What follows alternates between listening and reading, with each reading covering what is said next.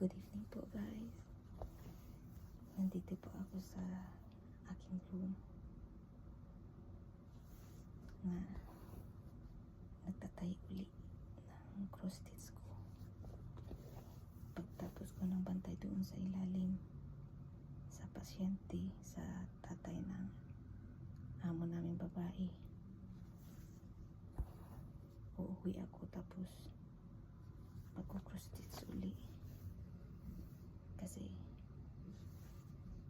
ito lang yung way para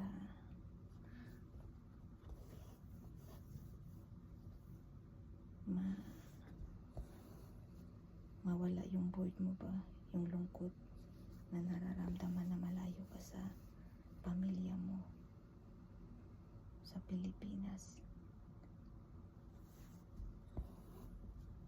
Napakahirap po dito kasi maiisip mo yung pamilya mo. Okay lang yung trabaho, walang problema. Sa employer walang problema. Kaso yung ano lang, yung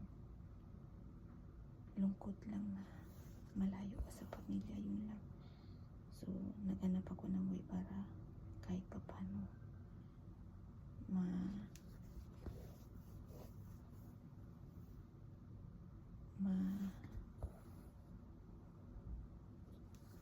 mapasaya ko yung sarili ko, na malimutan saglit yung pag-iisip sa pamilya. So ito lang yung way na ginagawa ko para kahit papano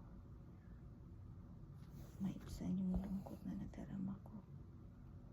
Mahirap na malayo talaga sa pamilya,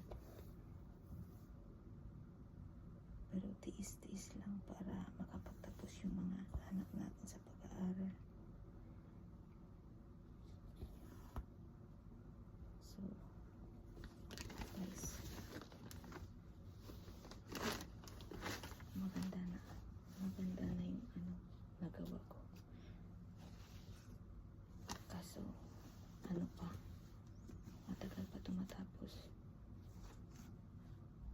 So at least kahit pa paano, ito lang yung way para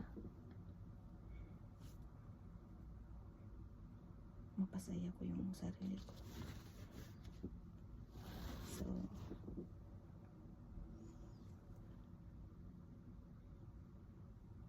sana makapagtapos yung mga anak natin sa pag-aaral, para yun lang ang regalo nila sa atin. So good night sa lahat po.